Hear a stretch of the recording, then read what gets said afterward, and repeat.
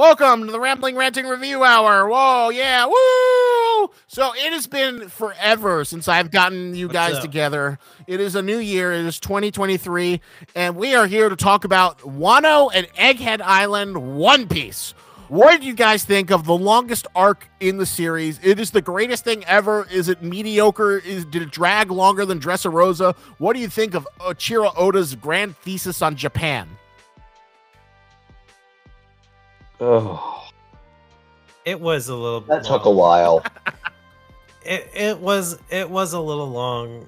I mean, I feel like something about these like giant epic arcs. Like he started off with whatchamacallit, sand Dressrosa place. No, Alabasta. Alabasta. That was like the bread and butter. So good One Piece arc.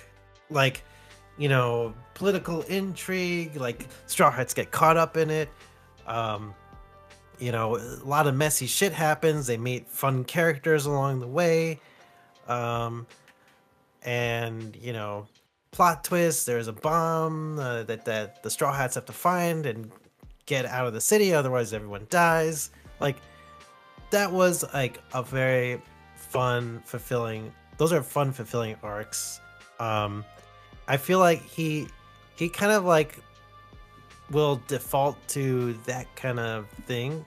Like, you're right. You break up a good point. In a lot of ways. That is like one of his favorite motifs, the Save the Kingdom arc. Alabasta was like the first one. I'd still say it's the best of them. Fisherman Island was I'd say Fisherman Island has kind of improved a lot because of like, you know, foreshadowing and payoffs. But it still has like one of the weakest villains he's ever concocted, who just feels like he should have. You know, and then Dressrosa is such a mixed bag. Some people say it's, oh my god, it's the most. I'd say it has a lot of highs, but at the same time, I don't think you know, Kaido's drug dealer deserved 100+ chapters to take down. So I was talking to Daz and Clara the other day, and I realized what would have actually fixed a lot of Fishman Island for me. What's that? Okay, bear with me for a second. Y'all remember Kakashi Gaiden, right? Yes. Okay. What if we had done the entirety of Fishman Island? Because the only interesting parts of Fishman Island for me was the backstory. It was Koala and Jinbei, and then their backstory. Yeah, Fisher Tiger. So, right. So what if they had done the entire arc as essentially Jinbei's Kakashi Gaiden? So it would have basically been, so you get glimpses of Horty Jones and his fucking lunatics, but a lot of the problems that you don't have to worry about is like how long it dragged on, like how unimpressive the villains were, like, you know, how fucking stupid Horty Jones was.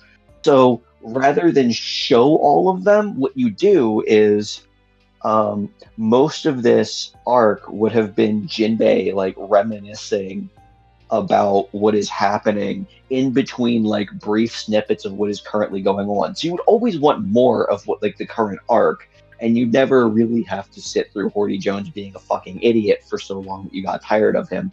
But instead, what you would get are like really powerful, I guess, contrasts with what Fisher Tiger wanted and what Fisher Tiger was like. So maybe at one point they would have had the box with all the fucking drugs in it, and for whatever reason, you know, Jinbei was around when they had to break this thing out and defend Fishman Island, and, you know, everybody there took one and was really unhappy about it because they knew what this would do to you, and it was like heavily stressed. It's like, don't, like, this may kill you. Take one only if you need it, and like you put it in your pocket, and if you desperately need it, then you take it. You just don't take it right now.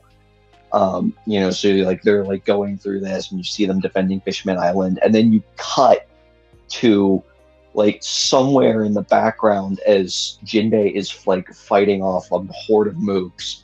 You see like somewhere in the background, like up on a dais or something, Horty Jones with his box just taking like 2 handfuls of pills and just cramming them in his mouth, and then like dive tackling Luffy off of a building or something. And Jinbei just looking horrified at this. And then you go back into the into his memories, or like you see Fish, like you get like Koala's backstory about Fisher Tiger and everything that's going on. And it's just sort of like cuts back briefly with like all of Horty Jones' crew just screaming that they hate people. And Jinbei is just staring at them like, have you ever met another human being before? Like, no, we don't need to. That's so basically swapping the ratio of how much of Fishman Island you get to see versus how much backstory you get. Because honestly, it would have been really interesting to see way more of Jinbei and just have snippets of the current conflicts, as just periodically you just get like Zoro going ape shit on the fucking octopus guy or something, and that just kind of segueing back into something that makes Jinbei remember something else, because he's come home after a very long period of absence. That is a really strong point, because like Jinbei does, every Straw Hat has like a tragic backstory and a flashback arc, and Jinbei doesn't really get it, because he's not at that point set up to be like the next crewmate until the very, very end. And the arc where he's really more of a supporting guy. He's not like kind of like a main guy like Frankie is in his arc, or Brooke is in the Thriller Bark, or any of the respective new Straw Hat recruits. I want to say it's been a recent thing with One Piece. So going back to like some of the earlier episodes of One Piece, you really get time to like flesh out interactions with these characters and go like deep dives into their backstory and who they're about. But I guess the more Luffy's crew has built up, the less time Oda has been putting in for his characters.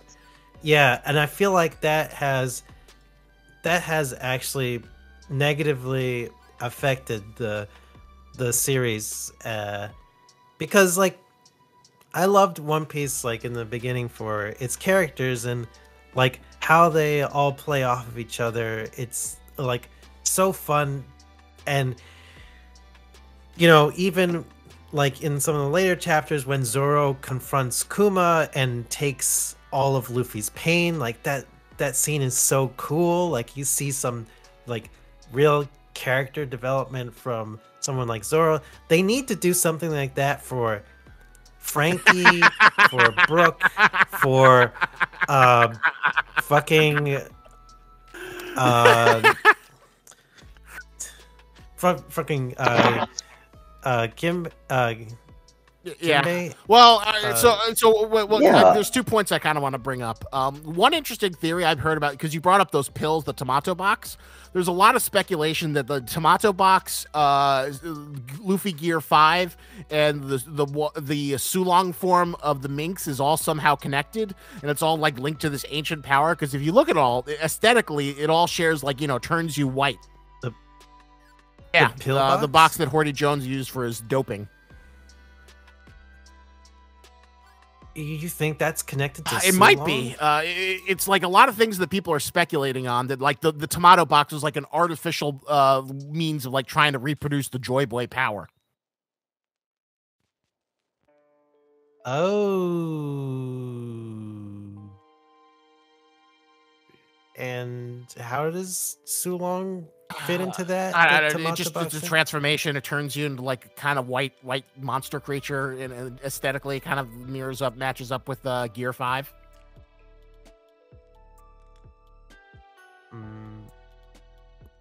Maybe. I don't know if like necessarily turning white is like a Sulong thing all the time, because Bunny was white. And what other characters have we seen in Sulong? We saw Carrot. We saw like a bunch. We saw some Goon minks turn Sulong, and we also saw who else? The two leaders, Dogstorm and Cat Viper.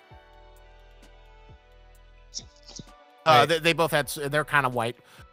We have to wait and see. There's not enough information, but there's a lot of speculation that it's all tied in, which could be like a greater thing that connects Fishman Island. But all right, but the other thing. So that was just an interesting note. But the other thing I wanted to bring up was, which is like a huge problem post time skip, and I think with Wano in general, Wano's like the culmination, and that's character bloat.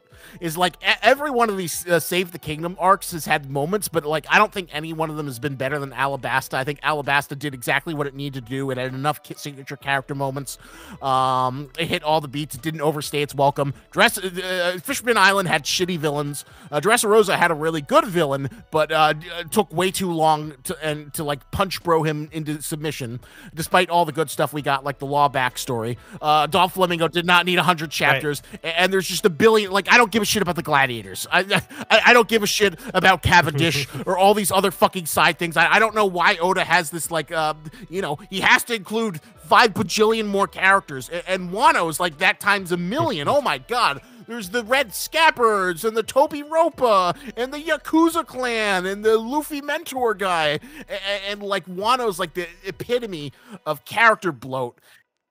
Yeah, and there's good stuff. So we don't get enough like individual character screen time, so it like gets spread out to flesh out more. Like it basically just fleshes out like the world building more or less. It's not really like it's hard to make it into like character pieces at that point. So it's like, I mean, there are character moments here and there where like Zoro was teamed up with what's her name? Hiyori. Hiyori, yeah. And like going through the winter together to fight the killer guy. Killer and Utas having some character moments there too. But like a lot of it, like there's so many things going on. Like it gets lost a little bit in like you don't really have a lot of time to process it sometimes, because there's just so much going on within the story all at once. Yeah, and like I'm not gonna care as much about liberating Wano as I am about the mystery of One Piece. I'm not gonna care about it as much as the Will of D or the Void Century, or the Joy Boy or the Truth of Devil Fruits, or all the myriad of plot threads that One Piece is going on. So, and I also I fucking hate the animal pirates. I think Big Mom's 10 times better than Kaido. And I think Kaido never lived up to the hype, other than being the ultimate punch bro. God, yeah. I was really, really bored with Kaido. Yeah. Kaido, he just kind of missed the mark in terms of a villain, unfortunately. I mean, he's just big, scary dragon guy who, I guess he gets drunk sometimes. He wanted to kill himself once and then didn't. It couldn't because he's so invincible. Like, but like, they never really like expanded on that as with him as a character. So it just like he kind of became like just very generic. Yeah, he was very much like cut out of the cloth of a DBZ villain. Like, I'm just the hardest guy who could punch the hardest and I could take the most punishment, which to me is like the least interesting. He didn't really seem to have any sort of ideals. Like Big Mom, there's so many fucking fun layers. It's like this twisted storybook mom who like wants to have, fuck everyone in the world so she can produce a family and turn them into big, to have a tea party. There's this sad child dynamic that like underpins all of her actions, where she's both, incompetent but also scarily when she like gets serious. Her power, everything she does, I think is more impressive than Kaido, because one, she's older than him, and Kaido's essentially in his prime. Ostensibly she is not, but she still holds her fucking own. She is a more interesting power set. I fucking love Big Mom. I think Big Mom's the best. Kaido never quite equals her in terms of just, how interesting he can be. I'd say overall, Whole Cake Island arc was better than what we saw at Wano. Just like in terms of like having, just in terms of like telling a really entertaining story, like. Yeah, like, oh my god, you throw all this amazing shit like happening all at once in Wano, and like all this like, history of Wano, like, we gotta save these people. Like, yes, we know we gotta save these people. Like, it's really fucking tragic. We just believe in Luffy, and things are usually gonna go okay. But it just didn't really hit the same as other arcs. And I feel sometimes when I'm criticizing One Piece, it feels blasphemous to do so. Yeah, fuck that. I've been giving Oda like a very big like pass, because he's built up so much goodwill with One Piece and his manga and his characters. Like, I love so much about his work, like, and his artwork, and like, I feel like if he just slowed down a little bit, I just wish someone would tell him that like, you don't need 5 bajillion characters. I know they're going to turn them all into merchandise. I know it's going to help fuel the $1 billion One Piece, property, making you like the single most successful cartoonist of all time. But Jesus Christ, like, dude, we don't need Gorilla Punch Man. We don't need Hamlet. Fuck the Toby Roppo. I hands down, I think they're maybe outside of the Fisherman Pirates the worst. Villainous group in all of One Piece. Yeah. Oh my. Well, Robin did have a really cool moment fighting one of the but I feel like that was the only good fight. Like, did you really like the Frankie fight or Jinbe versus Who's Who? Jinbe versus Who's Who, I thought was kind of interesting, because it while they were fighting, we learned more about like Luffy's Devil Fruit, and that he was actually a part of CP9. I thought that was pretty that was the closest to being interesting. I'll give you that. But I don't know. It felt like it came a little too late. But you're right. It made it more interesting. I don't know. They did not feel as cohesive. They did not mix that. They did not feel like they met that threshold of goofy and intimidating that Baroque Works did, or CP9, which are kind of like, I think, the perfect balance of like, these guys are interesting and threatening and have their own power set, but they're also kind of dumb and fun and goofy. Yeah, yeah, and I feel like Frankie deserves a little bit more love. Oh yeah, too, because he's been like, like his biggest moments, I feel like, is like him talking about his like talking about Tom the shipwright, his relationship with Iceberg, and maybe like the shoot, what was it? Well, you're basically, I think you're talking about pre-time skip Frankie, where Frankie was kind of like a punk. And maybe like Senior Pink, but like Senior Pink was like it was Well, see, Senior Pink was the it's so silly and like kind of feels like out of it felt like that nowhere. fight was like Senior Pink's show, and Frankie was just an accessory to it. Yeah, right, and exactly. I agree. Frankie has not, the time skip has not been kind to Frankie. But all right, so one thing though I will give praise for, I thought Gear 5 was brilliant. I love it that Oda like brought back One Piece to its roots and just like, you know, Luffy's supreme powers Toon Force instead of just getting stronger.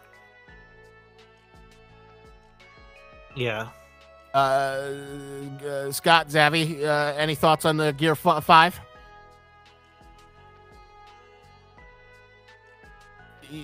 Scott, you still there? Oh, I hope we didn't lose Scott. You did? Did 1 second. So anyway, I did really like Toon Luffy. Or yeah, I thought that was kind of brilliant that he was able to like bring it back to the core of what One Piece always was, and like Oda in interviews says, like he didn't want to. He never liked drawing like high intensity, stressful Dragon Ball fights.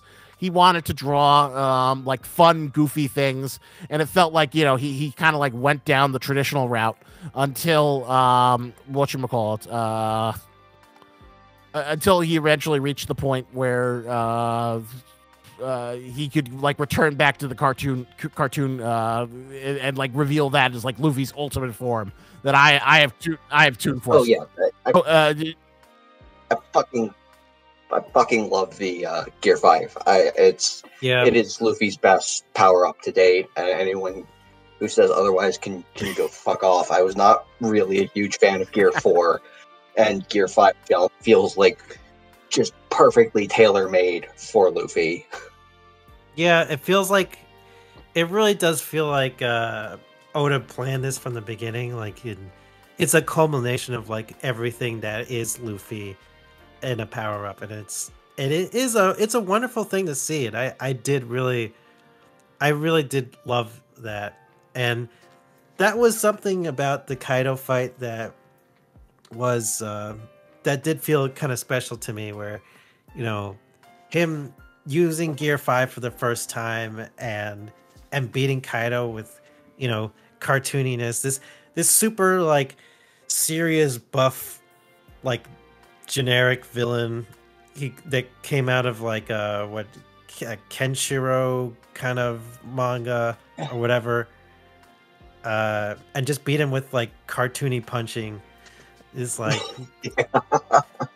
it's very poetic, and I admire that. I also wish we had gotten more of Kaido's backstory. Like, I feel like part of the reason Big Mom was so spectacular is because we got to experience her in all of her lunatic, cannibalistic, idiot child glory. that was like a huge selling point for her. Yeah, the only reason I think Oda held back his backstory is because he's saving it for the eventual Rocks flashback. But I think, considering how much other stupid bullshit we got in Wano, I think we should have gotten Kaido's backstory. We really needed that to sell it as a villain, because like other than that, he's just a, you know, punch bro, and he just feels like a bunch of wasted potential. And yeah, that's what sold Big Mom to us, and that's what did not sell Kaido. So another kind of thing I was kind of curious to hear, what did you guys think of Yamato? Because like Yamato kind of became the breakout character of Wano. Apparently, like in the popularity poll around the world, I don't know. What do we want to do? I'm just gonna try and say Yamato as much as possible, but I guess I'll use the he pronoun. Yeah, it is he. It's so funny because like there's, you know, because of the trans discourse is so virulent and so dangerous potentially on the internet. I imagine Oda and his little hole is completely unaware of it. but like I do kind of like the fact that like I find it hilarious that like despite how villainous Kaido is, Kaido would never disrespect his son's pronouns. At least that's the thing. And I don't know. I feel like he is at least partially aware of it because Oda has an entire faction of like the cross-dressing. I was just going to mention that the cross-dressing trans army, led by a Frankenfurter clone, as like one of the Revolutionary Army's main allies. So. Yeah, and that was like back in the days of Impel Down too. Intention there that I enjoy. True, he does have his like literal Stonewall faction for the Revolutionary Army, so maybe he is a little bit more culturally aware. But I'm sure both of you are familiar with like But it was interesting to see people fight about the proper pronouns online. It just feels like Oda, I kind of like slipped himself into the ultimate win.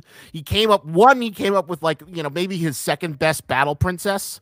Out of all of the battle princesses, which are like Vivi, Rebecca, and Yamato, and he's the most powerful battle princess. He's also like a big boob tom girl, and gender forward. But it's funny because the gender expression isn't like really sexual. Like Yamato doesn't really care about dressing as a man. It's just like Odin's a man, so I'm gonna call myself a man. That's my new gender. I don't care about anything else. So some people argue his new gender is basically that prince's dad. Odin. Odin, right? Yeah, that's his new gender. Just basically take the identity of. It's like what? I mean, his new gender is basically shonen protag. Protag sexual. Because like the interesting thing about like sort of Yamato, what was my thought? It is like the shonen ultimate shonen protag, but like now that Momosuke is back in action, is he going to abandon that now that he knows that there's a living relative of Odin and Odin's will lives on in a much more I did enjoy their relationship as kind of like the whatchamacallit, children of the figureheads of the Wano conflict, kind of like bonding together, but it also begs the question. But like, oh yeah, that's what my thought was. The interesting thing is like Oda has a story device if he wants to go full, trans lives or human lives and trans lives or human rights thing, where he has Yamato meet up with Ivankov, who could turn him into like the physical form of the gender he wants.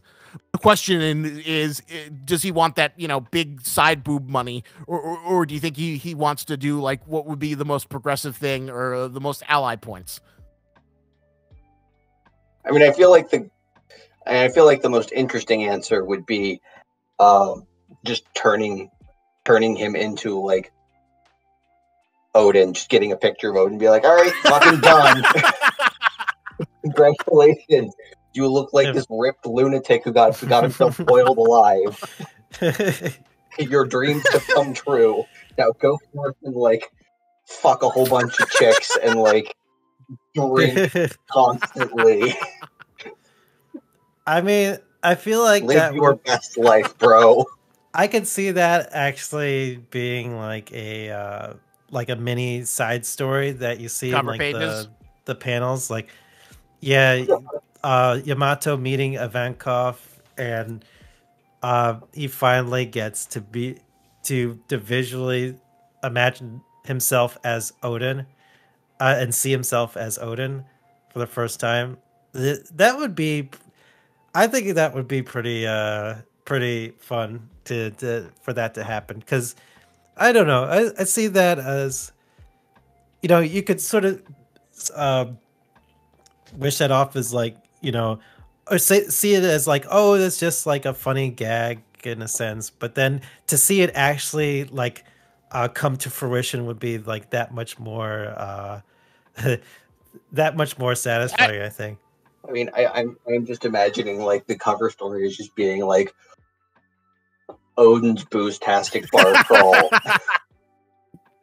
Like Odin after his transformation, just like ripping his way through like a progressive. Yamato's transformation, just ripping his way through a progressive series of bars. Just trying to emulate the Odin lifestyle. Just going to bars, going to brothels, starting a harem war, trying to start a harem war. Yes. That would make a really good cover story. I hope Oda does it. But I'm also so glad that like Yamato didn't get to become a Straw Hat. Were you on board with Yamato being a Straw Hat? I don't think he earned it. I just like, I mean, you could argue one, it kind of like fucks up the balance of power. I mean, Jinbe already threw a huge fucking wrench into it. Just like now Sanji's been knocked off of the top 3, and Yamato, I think there's a good argument that he's more powerful than Zoro, or on par with Zoro. He was able to fight on par with his father Kaido. He has a mythical. That's a big He has deal. a mythical devil fruit based on new information. It looks like the devil fruit, maybe even an awakened devil fruit, since the deity clouds is apparently a sign of awakened zone fruits. Even Kaido was too lazy to get his fucking fruit awakened. So I think Yamato would have thrown it away and, just have him come back in the final war. I would argue that the Carrot would have made a better fuck Straw you. Hat. I still think Carrot doesn't deserve to be there. Fuck you.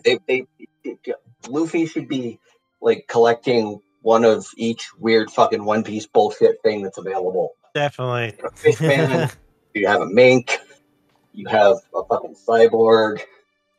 When's the long leg or the long arm tribe gonna make it onto the Straw Hat? Fuck you, they're just humans. They're just weird humans. So I think one of the reasons why I'm so fucking harsh, or why we're all so harsh about Wano, is like I like everything that came after Wano infinitely better. Like Wano was kind of a drag, but like the post Wano was fire, as the kids say. Like when we got to see Buggy's ascension to becoming,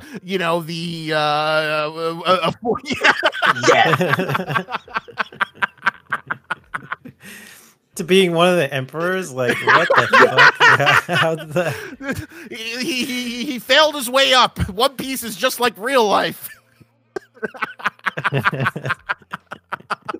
And then you get the reveal of Cross Guild, and then you got that brilliant thing where it's like, fuck putting bounties on us, we're gonna put bounties on Marines.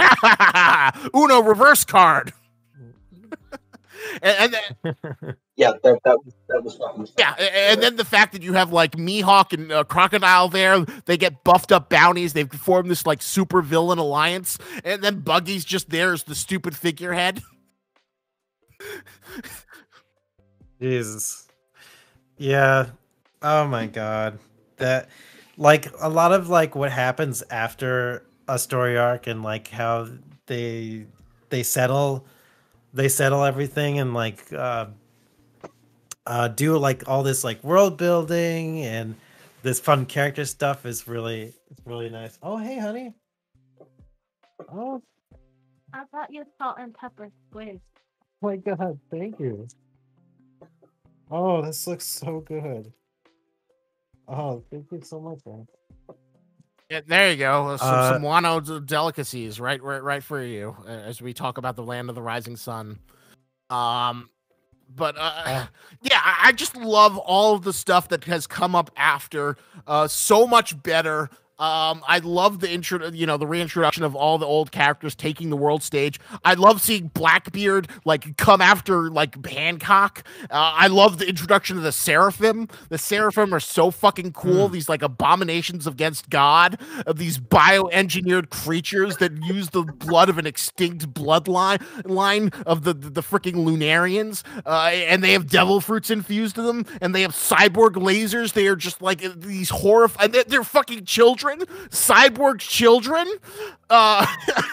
They're just like I could not construct a more fucked up weapon for the world government to like rain hell and fear upon the unwitting pirate populace than these Frankenstein monsters. Yeah, somehow Oda made a very terrifying child weapon. Like I love it. This is perfect. The Seraphim were like 10 times more interesting than any of the bullshit Kaido had. So I still maintain that it's really kind of stupid that they gave Jinbei's Jinbei's Seraphim a devil fruit. Oh wait, if it's infused in you, do you still think you have the drawback? I don't know. Maybe not. Because it would be really dumb to give Shawnee a fish man a devil fruit. Oh yeah, we're doing a review right now. So I am Team Chopper. Whatever Chopper does, that's what you're looking for. Do you like old geezer Chopper? I love old geezer Chopper. Yeah. Everyone, we're gonna do a Chopper sweatshirt, so stay tuned. Is that the next custom piece of merch you're gonna make for her? Yeah, I probably. So, like, this is the thing I'm kind of curious to get your thoughts on. What is your opinion on Egghead? I fucking love Egghead Island. I think it's been perfect. I love Vegapunk. I love all the lore dumps we're getting. I love the fact that we're finally getting Kuma lore after waiting. I love the fact that Bonnie's getting to do something, and now she's like has a direct tie into Kuma. I just think Egghead has been fantastic so far. I agree. And Dr. Vegapunk is a ridiculous character design, and I love it. Fucking hate that character design. Fucking screw you! It's the perfect example. No, fuck you. The satellite are goddamn stupid. That's what Oda does. He takes the things and he filters it through his weird thing. I'm a big brain. Oh, well, he's quite literally has the biggest brain of One Piece. Yeah, that would have been fine. That would have been fine. But the like, ooh, I'm gonna like jam it into like different clones of me. No. You put it in a supercomputer and you have robots. You are like so dedicated to having that like the supercomputer robot hive mind. Well, why do you want that so badly? Because it looks less stupid than Vegapunk. Fucking look less stupid than that jackass with his tongue hanging out. Fucking stupid. But he has an apple on his head now. Yeah, that's dumb. Should have just crammed it in a computer. It could have been an Apple computer. It would have been fine. It would have been punk. Well, remember, he has Punk Records, which is supposedly filled with his, ever expanding grotesque brain, which I guess he just has to slam it in there.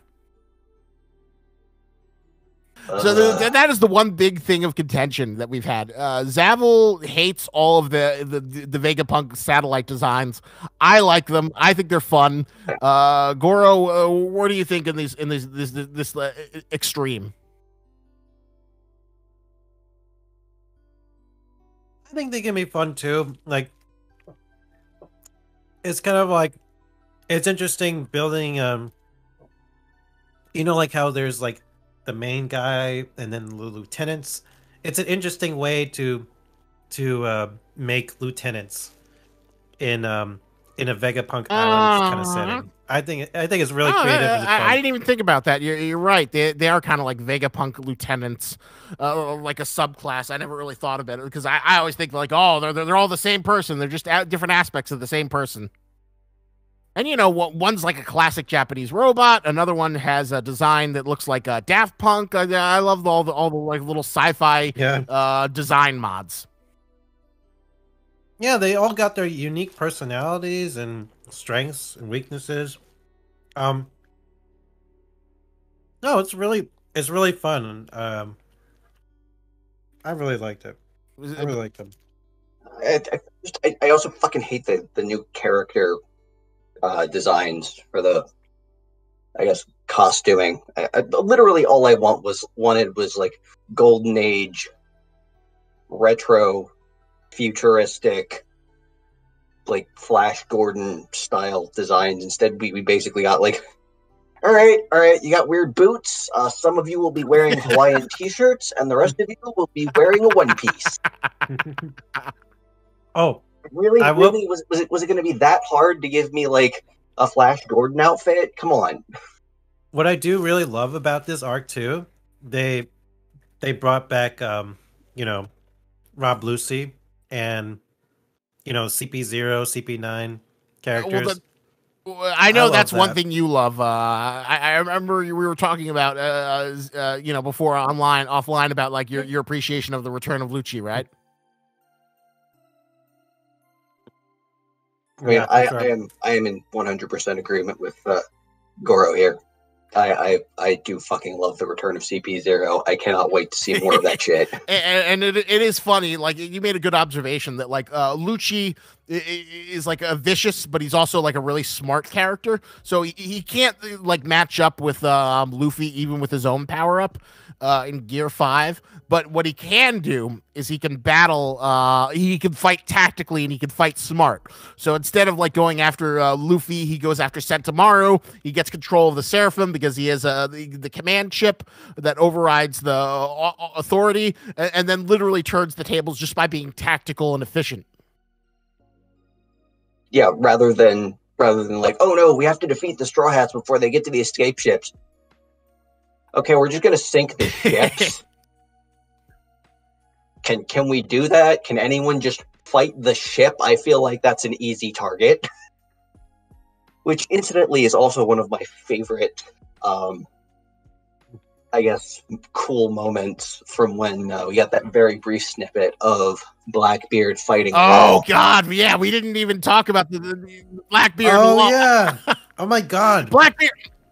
Where Law was just like, I mean, loving I don't seeing have to defeat the Heart you. Pirate I can shine. just sink your stupid fucking raft.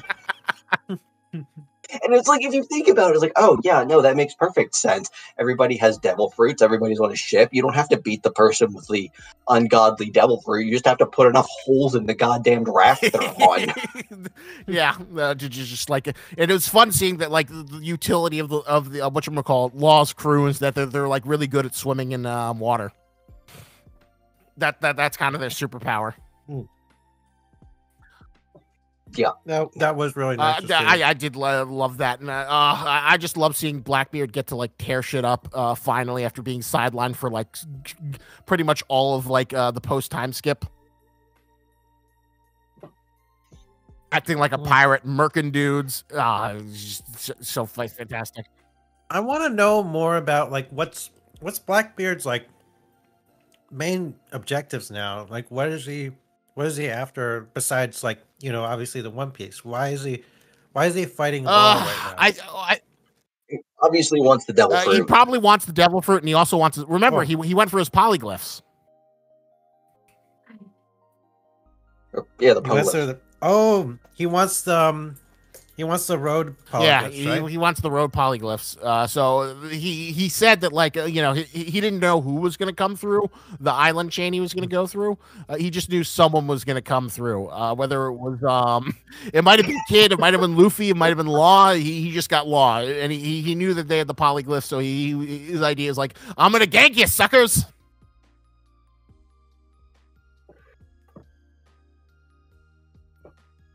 Yeah, again, Blackbeard is the best pirate at being a pirate, an actual fucking pirate. So like, just all these great moments. So all right, so I guess to like wrap things up, since we're getting towards the end here, what would you rate Wano and what would you rate Egghead so far?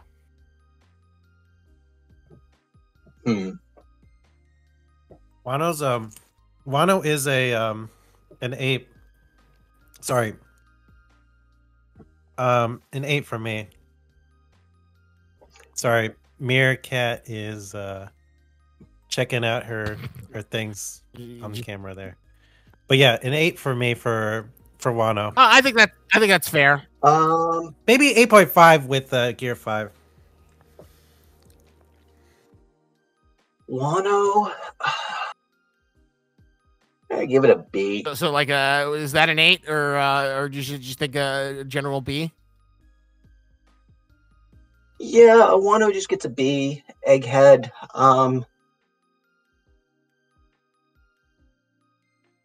Thought.